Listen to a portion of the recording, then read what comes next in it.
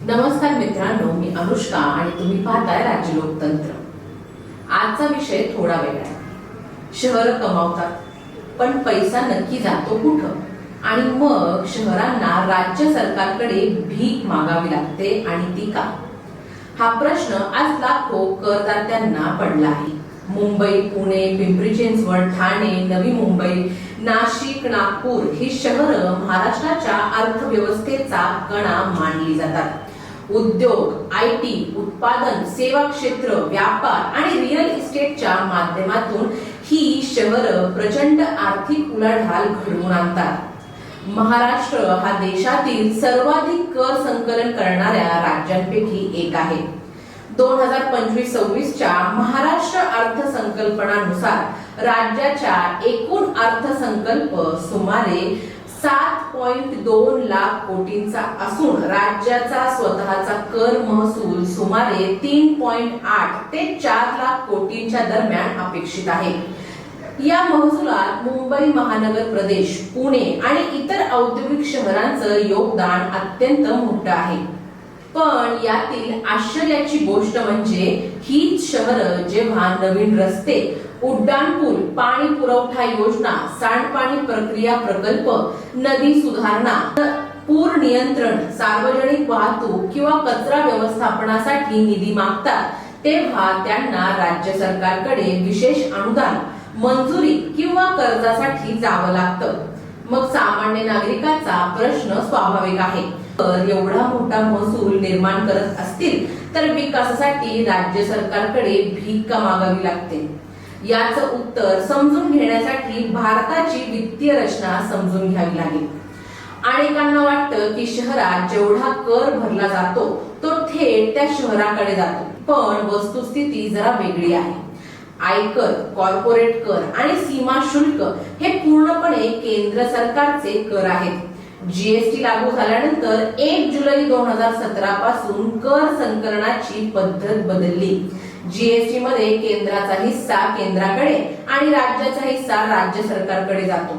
याशिवाय stamp duty, motor वाहन कर, राज्य उत्पादन शुल्क यासारखे करही राज्य सरकारकडे जमा होतात। महानगरपालिकांना मुख्यतः मालमत्ता कर, पाणीपट्टी, जाहिरात शुल्क, बांधकाम परवाने, विकास शुल्क आणि काही स्थानिक कर यावर अवलंबून राहावं लागतं।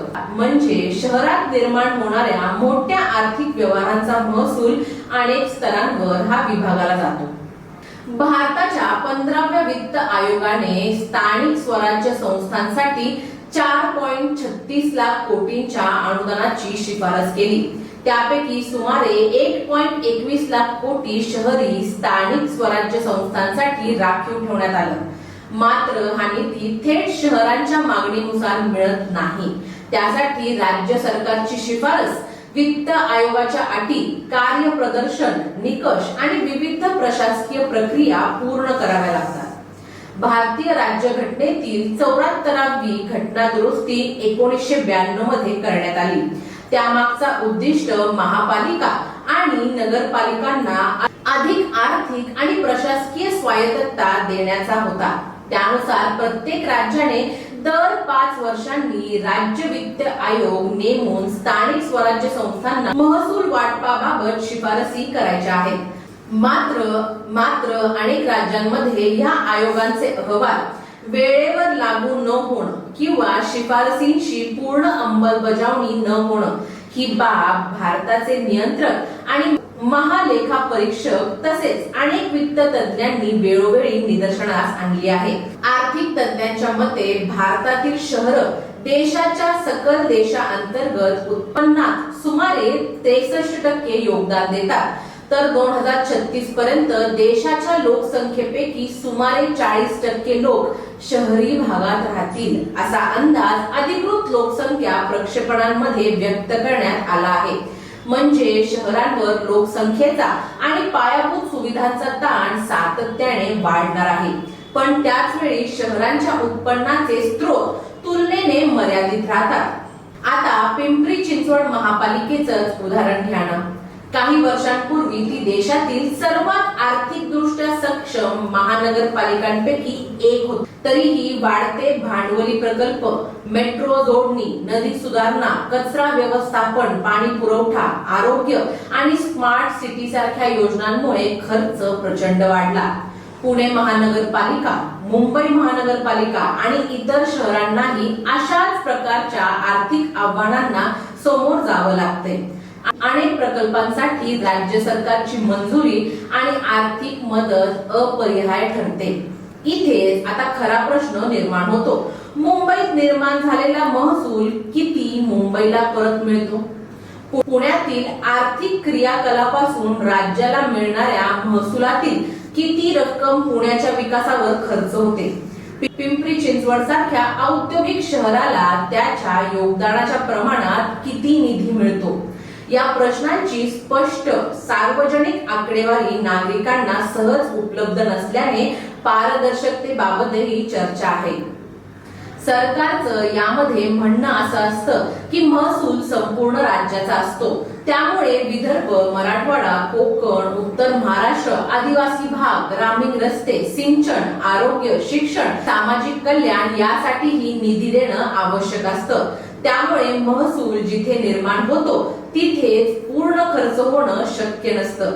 दुसरीकडे शहरी प्रशासनाचं म्हणणं आहे की शहरांवर देशाच्या अर्थव्यवस्थेचं ओझं आहे, त्यामुळे त्यांना अधिक महसूल स्त्रोत आणि आर्थिक स्वायत्तता दिली पाहिजे. जागतिक बँक, नीती आयोग आणि विविध शहरी विकास अहवालांनाही वारंवार सांगितलं आहे की भारतातील शहरांना पुढील 2 दशकात ट्रिलियन रुपयांच्या पायाभूत गुंतवणुकीची गरज भासणार आहे. जर शहरांकडे स्वतःचे सक्षम महसूल स्त्रोत नसतील तर त्यांना प्रत्येक मोठ्या प्रकल्पासाठी राज्य सरकारकडे पाहावं लागेल.